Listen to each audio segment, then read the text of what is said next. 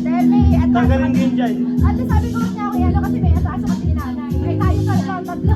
Hindi sinabi, kamag-anak ka nila ano, kung ano sa akin. Kung gusto sabihin nakakahiya. Kilala nga. Ay, pagod na mouse sa bag. Ang matamaan. Ay, Ay, okay na talaga. Ay, hindi lang. Wait lang ako. Kaya nakalis na ako. Ate, ano, ako na lang ba?